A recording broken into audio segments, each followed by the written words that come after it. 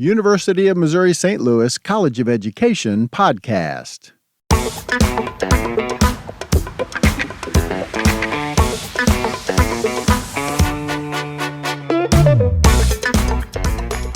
Hello and welcome. My name is David Stouffer and I get to be the recruitment coordinator for the UMSL College of Education. Each week on this podcast, we will meet an innovator in the field of education. We will spend some time getting to know them and learning about their work and how it can help you in yours. It is my sincere hope that this podcast will be a source of encouragement and support as you work to continue impacting lives as an educator.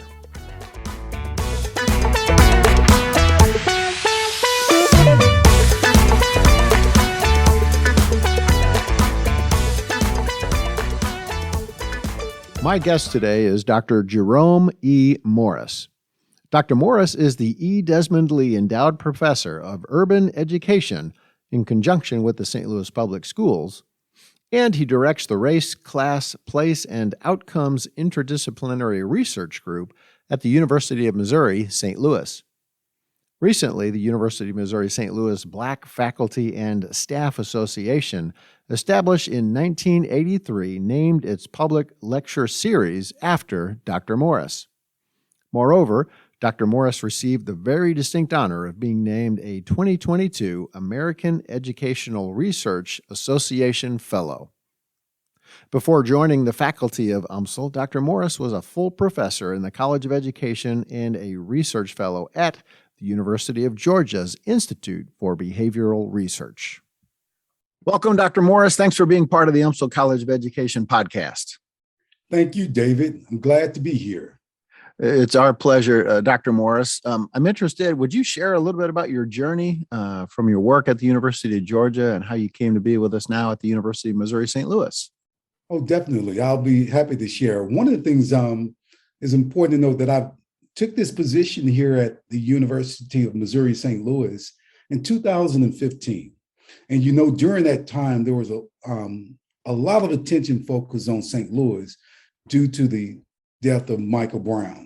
And so one of the things that really put St. Louis again into the spotlight, but also really refocused me in terms of the kind of work that I do and made me think more deeply about the work that I do and the places where I would like to be. I'm always reminded of this statement by Dr. W.E.B. Du Bois, who talked about doing the research in the places where your work is best needed, as well as being in close proximity to the spaces or the places where you want to do your work. And so my work really is around urban education.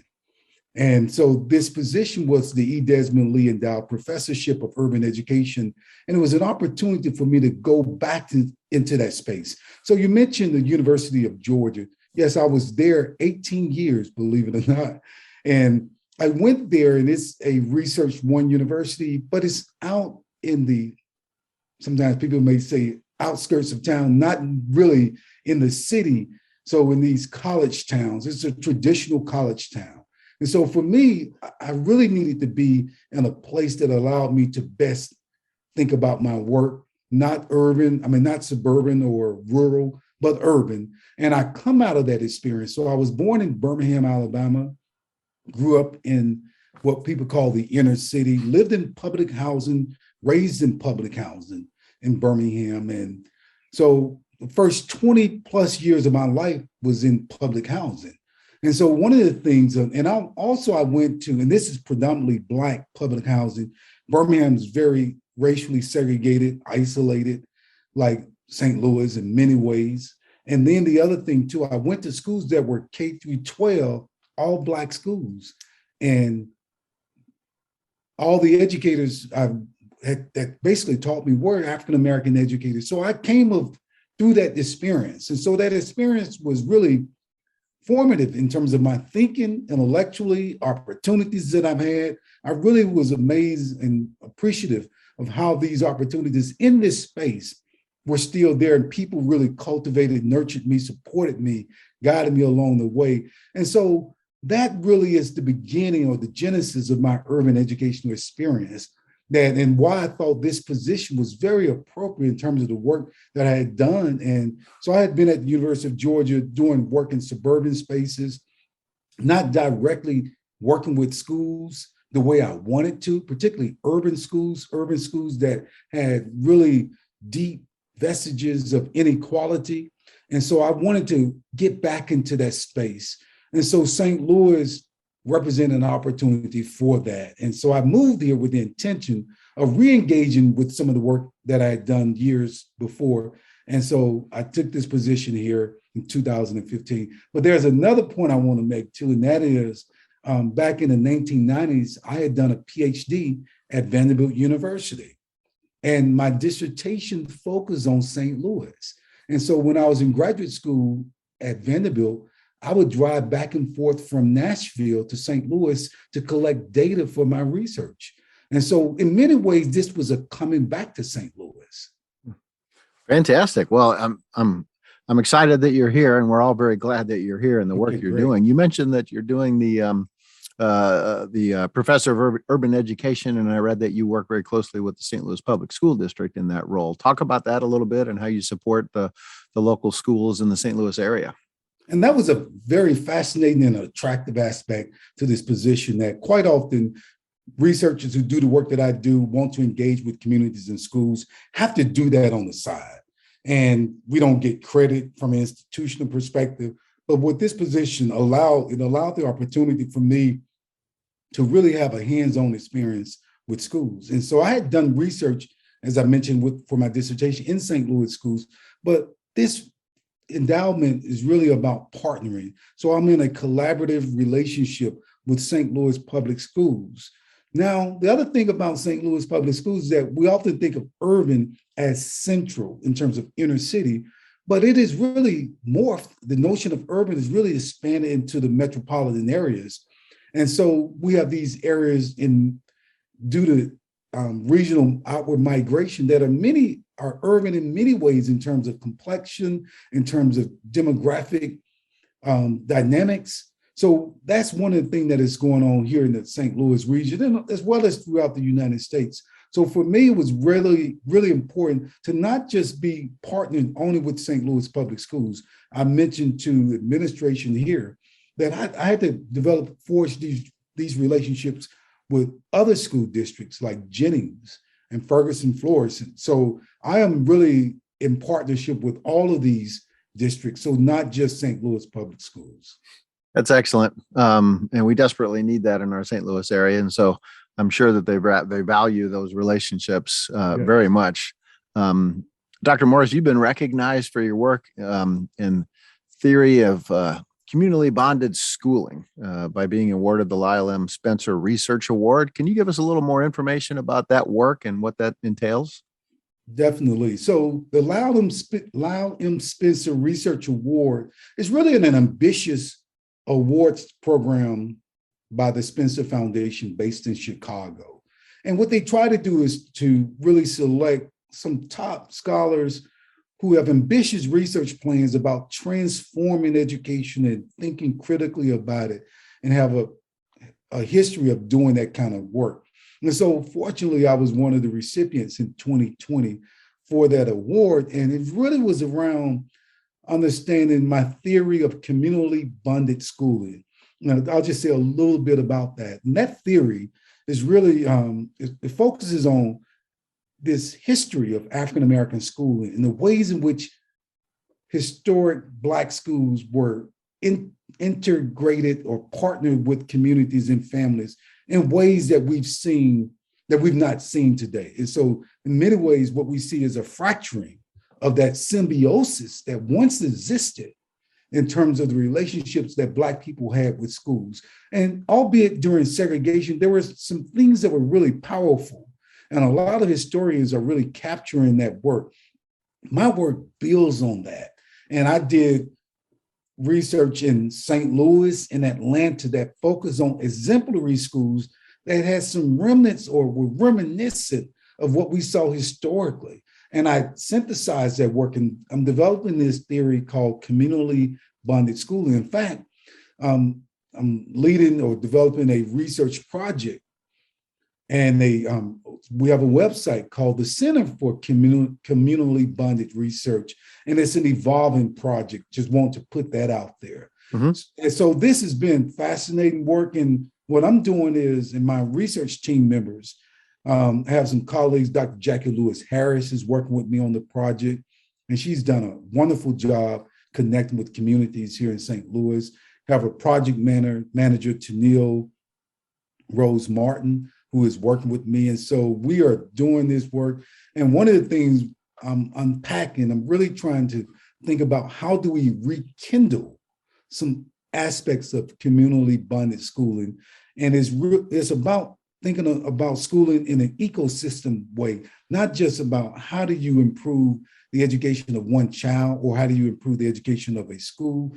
My work is about how do we create an ecosystem that advances the education, particularly of African-American students who are low income. And my work is more about that than anything. So you started a lot of your research, you mentioned, back in Vanderbilt before you joined us here at University of Missouri St. Louis, and you came to UMSL in 2015. So you've had you've had a lot of exposure to the education system and the issue of race and diversity in the St. Louis area for many years now. What do you see from when you started your research to where we are now? How are we doing? Are we growing? I'm sure there's obviously a lot of work to do, but what's your perception of St. Louis now? One of the things I've seen is, and I didn't realize that when I was back here from 1994 to 97, and then came did some more work up to around 2001, I didn't think things were going to unravel at the ways in which they did. So, for example, some of the schools, one of the schools that I had done some work in years ago, it was Farragut Elementary School. And I wrote a book called Trouble in the Waters, Fulfilling the Promise of Quality Public Schooling for Black Children. And that school was the basis of the book, or one of the key schools featured in the book, although I didn't name it. But now the school has been closed. And at that point, the school was the highest performing elementary school for Black children in the city of St. Louis, including magnet schools. Now the school is closed due to a number of forces: depopulation of the area. One of the culprits has been the desegregation plan, which moves students away, restructuring of schools. So there are myriad of forces contributed to the decimation or the decline of the school. And so I didn't realize I was doing something or capturing a moment in time. And a lot of times people wonder, well, why are schools the way they are? I always say, well, how do we stop what's happening? So as we speak and as we talk about this, there are some things that are undermining what's going on. And too often we consider these to be unintended consequences.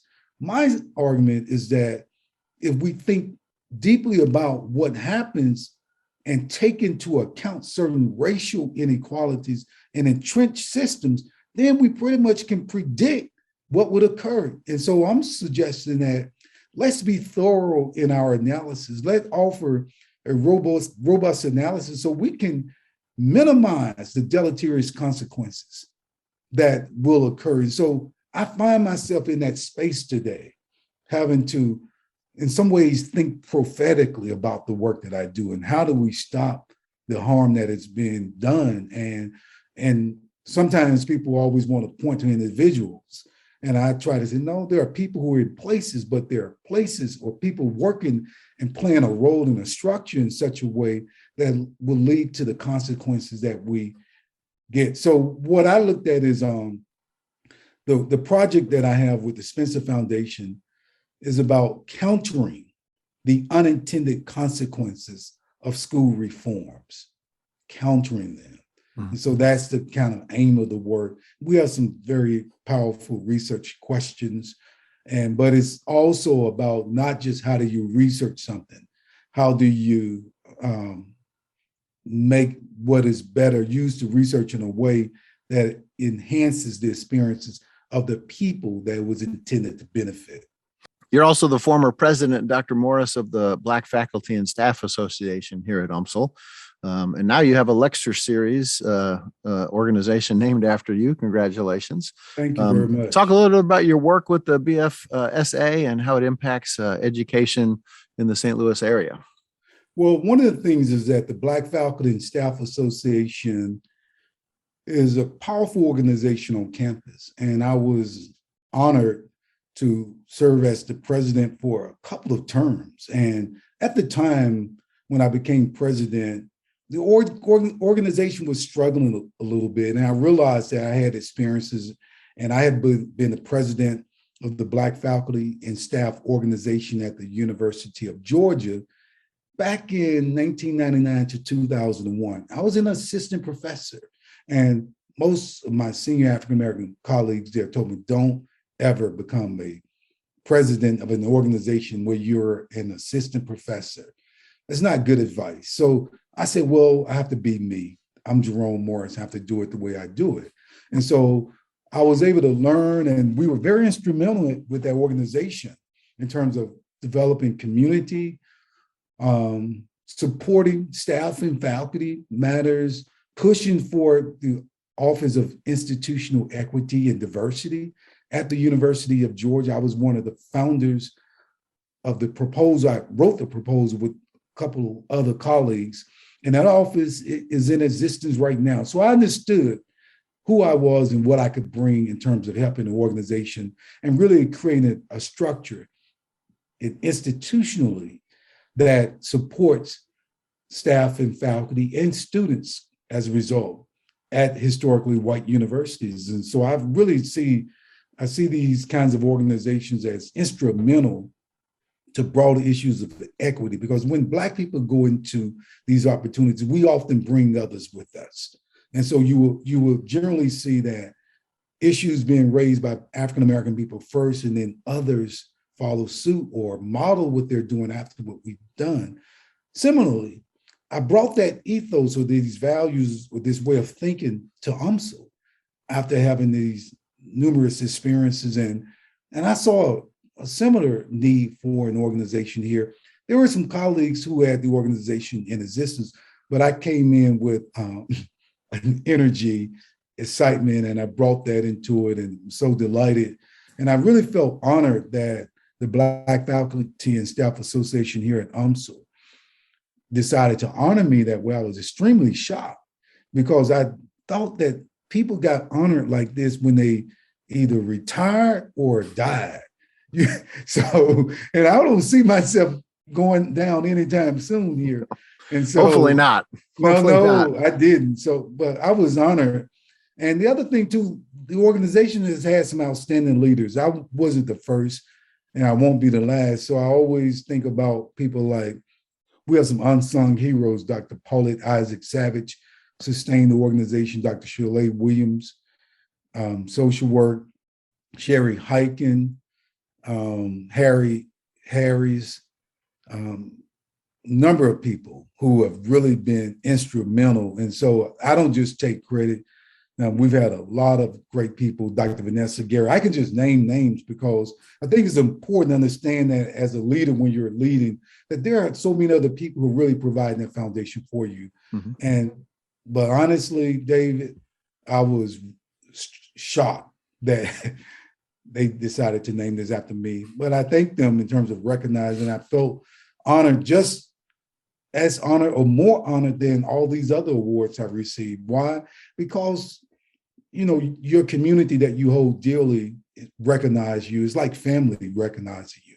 Mm-hmm. And so that's one of the greatest achievements for me personally. And then so I'm also happy to receive anything else, other awards too. Of course. So I'm interested in seeing if you've noticed a correlation between the work you've done with the Black faculty and staff associations at the varying universities you've worked with, and how that impacts enrollment with students of color and Black students at the universities, because that's clearly a very strong desire of the University of Missouri St. Louis, is to increase our diversity within our student body as well as our faculty and staff. Do you see any kind of correlation there or results of your work in that area in Yes, regard of there's a enrollment? strong correlation. One of the things I'm going to connect my research, the Spencer Grant, and key element of the Spencer Grant is this notion of feeling connected, the connectedness, I call it. There are psychologists and scholars doing work around sense of belonging. And so you're hearing that as a buzzword now. And one of the things that is going on when I think about this work here is that, follow me with, if you think about the desegregation work when I was telling you about it, one of the things that happened with desegregation in terms of the way it was implemented, desegregation could be a great thing, but it was implemented in a lopsided manner. And that is Black students were moved or bused into predominantly white schools. Black schools were generally closed. Black educators never were received or never followed children. And so you have a desegregation of the student body by bringing Black students in, but no desegregation of the staff or the faculty. And that is a really placing Black children at a major disadvantage. No matter how you unpack that, it's a disadvantage. Similarly, universities have to be more aggressive and deliberate and or intentional, however way we think about it, in terms of recruitment of Black faculty. They use this broad term, people of color. I'm going beyond people of color. I'm saying Black faculty and staff. And the retention. Why? Because it's not enough to say, let's diversify the student body, and then the students are not part of an ecosystem that is supporting them in every manner. You have to have a diverse staff and faculty. That would be more equitable. So I think this goes hand in hand, very similar to my work around desegregation. A lot of people don't think about it like that. So you then find where you have Black children in predominantly white spaces and you don't have Black adults, then you always have to think about, well, how do we promote anti-racism? Maybe if you have the adults following them, there's less of a need to have that framework driving what you do, connected to the higher education experience. If you have African-American faculty who are more likely going to come from those experiences culturally, I'm not going to say always, just more likely, and also are doing work, engaging issues around equity and race. You have those faculty, then the students feel a sense of belonging and they can randomly go to a professor and say, hey, can you help me with this? I'm not saying that everything has to be like a historically Black college. That's not my point. But my point is that don't just get the children, also get the adults with the children. That's my number one point. But if you want to support young people's development. You have a unique perspective that is comes from, I'm sure, a lot of experience and a lot of wisdom, but that is so true and something I never considered. Well, the that, way I think about it, David, the way I think about it is I think about the whole notion of education broadly speaking, and I think about education across time and education of humans. Humans generally were educated or taught by people who were familial, so families or familiar. And so you had this notion of educators being from the community, the village, or wherever, the religious structure or the faith system. That's how education of humans has occurred for thousands of years. Mm-hmm. But we're in a modern system, and it's one that is really laden with tension, racial tension, and racial animosity. And so when you have a cultural mismatch, so to speak, then you're not able to have that familial model of educating young people. White people know that. That's why white people, many white families pull their children out when desegregation was implemented, particularly if their children had to go to predominantly Black schools or were being taught by Black teachers. As a whole, white people really resisted Black teachers teaching their children. So I'm not saying you get to a model in which you have this race matching Black or white, Black teachers and Black children and white teachers and white children. What I'm saying is that there would have to be familial connections for young people in the ecosystem of education. You are the co-founder also, Dr. Morris, of the Education Liberation Network. I think we've mentioned that perhaps in the conversation so far, but tell us a little bit more about that organization. Education for Liberation is a national network.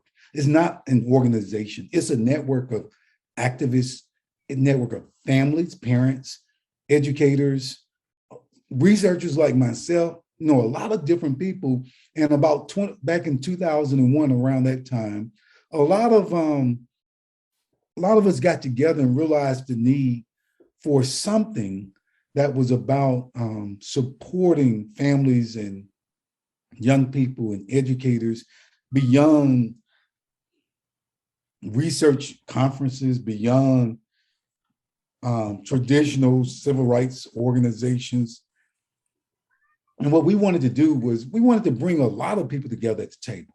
And so in doing that, a number of us from the East Coast, West Coast, Deep South, Upper North, we all got together and we met in Atlanta, Georgia, and we formed an organization. I was really spearheading the southern part, and there are people in different parts.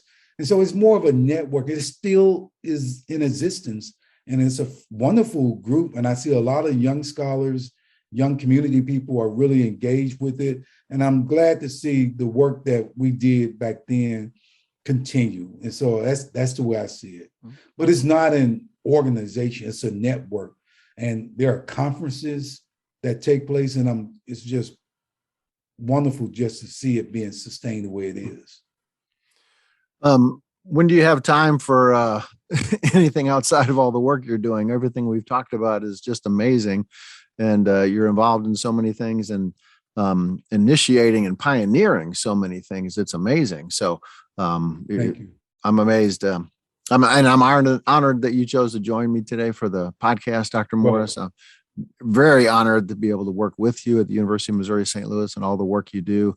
Thank you for your passion for education and for your leadership, and for being on our team at UMSL. So thank you. Thank you, David. And the way I find time is that I try to have a good routine, daily routine. You have to get your mind and your body in sync. And so I try to do those things that support that. And so that's the way I think about it. Excellent. Well, I appreciate you being here with us. Thank you very much. Anyone who is interested in learning more about Dr. Morris, the University of Missouri St. Louis website, what was the website that you mentioned that you have with some of your organizations and some of your initiatives? Center for Communally Bonded Research. There it is. Center. Just put that in. You can put my name in, Jerome Morris, and you will see some of the projects that we're leading. A couple of projects, the Spencer grant that we mentioned before, as well as a grant from the Deaconess Foundation about amplifying the voices of African Americans who were affected by COVID during the COVID era. So there's a lot going on right now. I know we didn't touch on that, but my work is addressing that in ways, especially with community-based organizations here in the St. Louis area. And there's something else I'm doing, some STEM work possibly around that too, working with these community-based organizations here. Excellent. If anyone wants to learn more about Dr. Morris, you can always reach out to me, and I can definitely get you connected. My email is dastoffer@umsl.edu. My phone number, 314-243-0773. Dr. Morris, thank you so much for joining me today at the UMSL College of Education podcast. Thank you, David Stouffer.